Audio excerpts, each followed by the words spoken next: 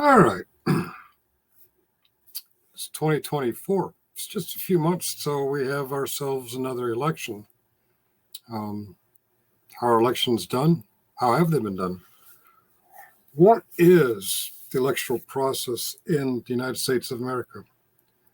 I'm going to suggest to you, I'm going to suggest to you that the electoral process of 2020 was 100% constitutional. 100%. I'm going to suggest to you that on January 6, 2020, the Constitution was attacked. Many of us have taken many oaths, oaths of enlistment, officer oaths, oaths of public service, and we pretty much say the same thing, that we will support and defend the Constitution of the United States pretty much against all enemies, foreign and domestic.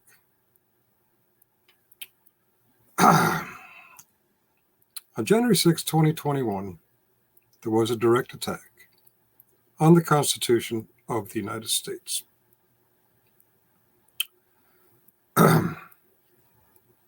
To prove or disprove that, you have to ask, how did we get here? This is January 20th, 2021. Joseph Biden Jr. was inaugurated. His vice president, Kamala Harris, also inaugurated as vice president. By the way, the vice president has another title, president of the Senate. It's in the Constitution. Like it, love it, hate it. It is. Well, okay. There are folks who love this guy and this lady. There are folks who hate them. There are folks who like one but hate the other. There are folks who didn't vote for him and what the fuck? How did he get there? Why is he the president? I didn't vote for him. We've come to a time when everyone thinks it's all about themselves. You didn't vote for this guy. But I'm here to prove to you that his presidency is 100% constitutional. The process it took to make him president is constitutional. And any hindrance of that is unconstitutional. We got to backwards engineer this. How did we get here? How did we get to the inauguration and those wonderful fireworks, the little parade? We were in a pandemic at the time, so the parade was kind of small. The gathering's kind of small. Let's go January 2021. Why January 2021? Why January 20th? Didn't the early presidents get inaugurated in warmer weather? It's freezing too cold in Washington, D.C. in January, man. Somehow that evolved. There are amendments about that. But what happened before President Biden was sworn in? According to 3 U.S. Code 15, counting electoral votes in Congress, the date is the 6th day of January, succeeding the meeting of the electors in the various states. The Senate and the House of Representatives shall meet in the Hall of the House of Representatives, which, by the way, in the Hall of the House of Representatives, only members and former members of Congress can go in there, and cleaning staff. Yeah, you can visit during certain hours in the gallery, the lofts that overlook, but to be on that floor, you have to be a member of Congress or be invited by a member of Congress. 24/7, that is limited access. But specifically on the 6th of January at 1 p.m., that is the only thing that's going on in the halls of Congress. Why the 6th of January? Well, according to the Constitution, the executive power shall be, it's very long, so I truncated it. The Congress may determine the time of choosing the electors and the day in which they shall give their votes, which day shall be the same throughout the Congress chose that. So Congress codified, for whatever reason, January 6th. Probably too backdated because there's a constitutional amendment that says inauguration is on the 20th. To get everything done before the 20th, you got to do all that other shit with a stop time of January 6th as chosen by Congress. Well, why did Congress choose January 6th? Well, before January 6th, each state, in such a manner as the legislative thereof, a number of electors equal, they do the math. They have a certain number of electors, and they vote, and they send it off to the the president of the Senate, and to both houses of the Congress and to the National Archives. But each state shall appoint these electors in a matter of their own choosing. So far, we're in the Constitution. President's inaugurated on January 20th. The counting of the electoral votes happened on January 6th. The reason it's January 6th is because Congress chose the dates as per the Constitution. And how do they choose the electors? Because they receive the electoral votes from each state in such a manner as the legislator thereof. In each state, they have a micro version of the federal city. You have two houses of Congress. You have senators and you have representatives. They pass bills and they send it to the president for signing or vetoing. Well, on the state level, you have two houses of a legislator, kind of like Congress, a little bit smaller. Some of them are a little bit bigger, but anyway, they choose their electors. They choose them however they want to. Generally, most of the time, they choose it by popular vote. I get it. There's a lot of people think one side or the other stole votes, hid votes, made votes disappear. But it's up to the legislator to determine who the electors are going to be by whatever means they want to. It's up to the legislator to have those votes cast and certify them. And part of the certification process is the governor of each state signs off on it. So you have the lower house, the representatives, and their upper house, their state senates. They decide, these electors or these electors, they're going to vote. And when those electors vote, they sign off on it. And when they sign off on it, the state legislators send it to their governor. He signs it off. Some of them do it by Secretary of State at the state level. Either way, there's a process. But part of that process is the state level House of Representatives, the legislators, and the state level Senate. I guess what election 2020 boils down to is what are the real, there are many states that are permanently blue, and there's many states out that are permanently red, and there's a lot of states that are contested. They call them swing states. What is one of the make or break states of 2020? Oh, it's just north here, Pennsylvania. Look at that. That's the state house in Pennsylvania. Those guys picked the electors that represented Pennsylvania's votes, the Electoral College votes. They picked them. Their governor signed off on it. Their Senate and their lower house certified them. The Senate and the lower house certified them. Do I have to repeat myself? The state Senate of the Commonwealth of Pennsylvania certified those votes. Yes, they did. And they had their governor and or Secretary of State give their nod, and they sent Pennsylvania's Electoral College votes to Congress, the House of Representatives, the Senate, the president of the Senate, which we also call the vice president, and the National Archives. Okay. There was a kerfluffle about some fake electors. Several states did this. I don't remember. Was Pennsylvania one of them? But whichever you consider the real electors or the fake electors or the backup electors, however you want to argue that, one of the parties involved has certified what actually went to the January 6th counting was the state Senate. Who do we know in the state Senate?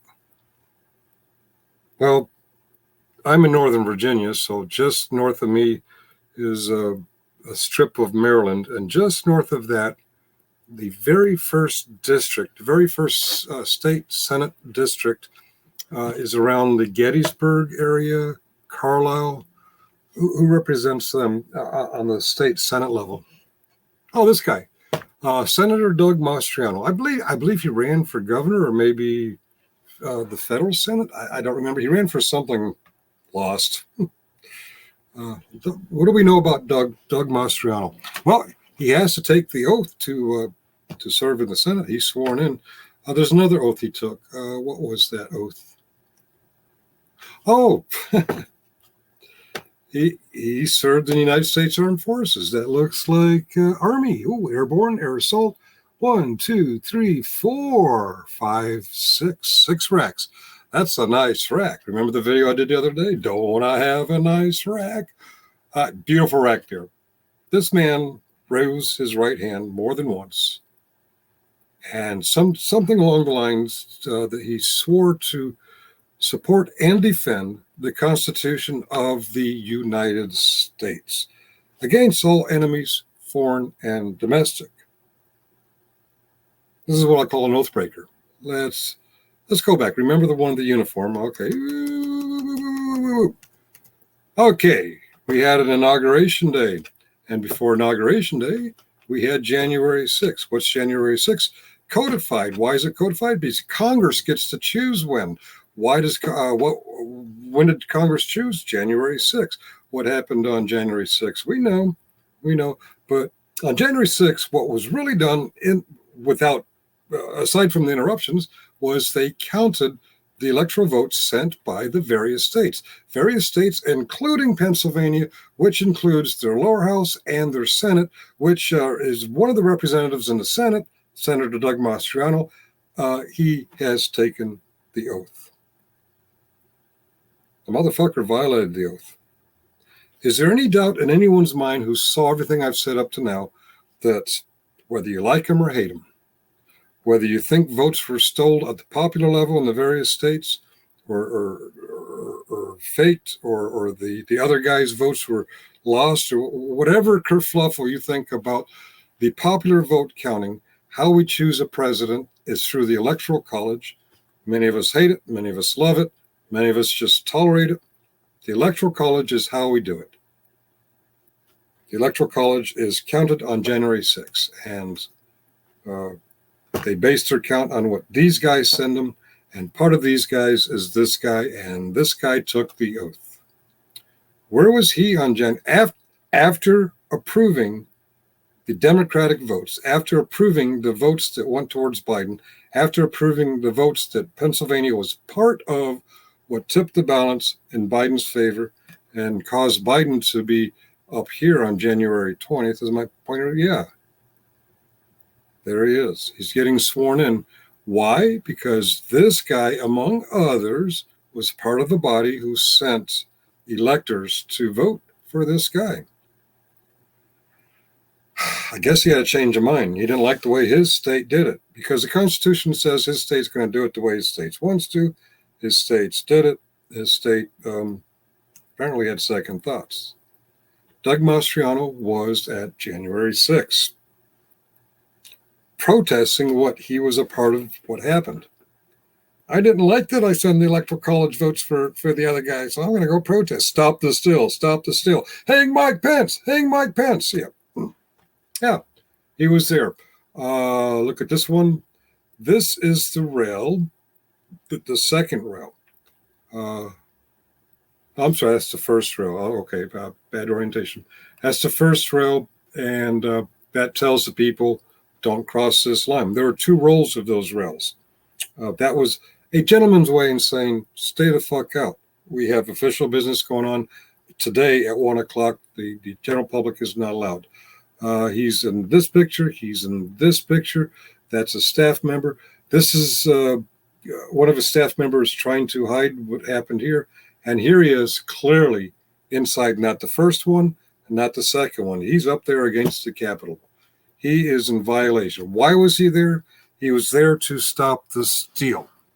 What did he call the steal? He called the steal the counting of the electoral votes that he was part of sending to have counted. That's fucking crazy. That is fucking crazy. Okay, January 6th was the attack on the Constitution. A lot of people say, well, I saw them walking in very nicely. They waltzed in. Do you know where those doors were? They weren't on the steps. Those doors were up here on the portico. How do you get up here on the portico? You climb. This portico is like a front porch without any external access unless you climb. Why were they climbing? Because they couldn't get in during conventional means. They had to fight their way in. A lot of cops were injured. A lot of these folks, I don't see in here, a lot of these folks carried back to blue flags. Not seeing any there. Okay. But they were attacking the Capitol when the Capitol had one purpose and one purpose only at and after 1 p.m. on January 6th. Here's a better view. This is the lower portico, and yeah, there are steps from the lower to the upper. How do you get up there? You have to climb up there. Take a picture of the Capitol when no one's there. There's no external access without climbing. Scaffolding. A lot of people used the scaffolding that was being built for the inauguration. They used that to access it illegally. There's fencing around that. You're not supposed to be there. You're breaking the law. Why are you breaking the law? To stop the steal. Why do you want to stop the steal? Because you don't believe in the constitutional process that got us to this point. There they are. See, does that look like they're walking in politely through doors? No, these folks here, see these guys climbing up the wall? Eventually, you're going to see a picture of them politely walking in a door up here. You will see that. How do you justify this? If they're just they didn't walk in any doors to get there. They fought their way. They climbed their way. They assaulted the Capitol building. A lot of controversy about this thing here. It was a miniature. It wasn't a full-size gallows. This is correct. This is correct. But this rope, completely elongated with this thing here tightened around a person's neck, you would have to be 8 feet tall to have your neck in here and have your feet reach down here. How many 8 feet tall speakers of the House do you know? How many 8 feet tall vice presidents or presidents of the Senate? Most people are 6 feet. I'm 6'2". I'm taller than average. If you put my neck in there and you pushed me off, true, this is not a full-size gallows, but that will do what a gallows is meant to do, because I would fall with all my weight. The weight would hit right here, and my feet would be dangling, as would, say, I don't know, Nancy Pelosi, say maybe Mike Pence. It's funny. What were they chanting? Hang Mike Pence, hang Mike Pence. Secret Service got his ass out of there. Why did the Secret Service evacuate Mike Pence? Because these fuckers wanted to hang him. Duh. All right. This is your peaceful entry into the Capitol building. Look at that. They're just waltzing in. And look, the cops are holding the door open for them. The pictures you've seen of cops standing by the door, being polite, being friendly, are defeated cops after 100 times their number overwhelmed them. Here's a guy politely walking through an entrance to the Capitol building after the first and after the second barrier that was there to tell polite people, stay the fuck out. Oh, here's the outer barrier. And here's the inner barrier. Yeah, somebody wants to cross that's going to cross that. You need people to remind people, don't cross that. And even after they cross the first one, now they have to actually fight over, struggle over the second one. You're being told to stay the fuck out. By the way, the Capitol building is not the people's house. The Capitol building is the seat of the legislative branch, and maybe it's the people's building, but the people's building has business hours. My ship was owned by the people. Can't have any civilian just jump on the ship. We had the capability for nuclear weapons. Those nuclear weapons were owned by the people. Does that mean the average Joe citizen can jump up there and get into the ASRock magazine and, hey, I'm just investigating my equipment. I'm people. Yeah, bullshit. They had to fight their way in. These cops are getting overwhelmed and getting their ass kicked, all for the purpose of stopping the still. What is the still? The still is the electoral college count wasn't going your way. If you're doing this, you are literally an enemy of the Constitution. And that is the end of my slideshow. Yeah, you see lots of pictures of people being polite, walking around nicely around the tundra. How'd they get into the tundra? Did they come in here? Or did they climb up here? Climb up here. Use the steps or climb up here. Yeah, they may have waltzed through a door somewhere. Some of them did. It was force. It was direct force with the clearly stated purpose in the planning and the execution. Stop the steal. Any of these people are literally, not figuratively, not pout, you're on the other side, literally attacking the constitutional process. They are literally acting as enemies of the Constitution of the United States, which I, and who else? Doug, swore an oath to support and defend the Constitution. Support and defend the Constitution. January 6th was an attack on the Constitution, and this oath breaker broke his oath. This oath keeper kept his oath. Years later, this oath keeper is still keeping his oath. Those fucksticks out there calling themselves the Proud Boys and the Oath Keepers and the 3%ers. Yeah, there were 3%ers there. Oh, what's that? What's that, my brother's creeper? 3%ers were represented there, violating the Constitution of the United States, attacking the Constitution of the United States. If you had anything with the planning or execution of this and didn't come clean, you are an enemy of the Constitution of the United States of America, and I am sworn to support and defend it against your fucking ass. Deal with it. Cheerio.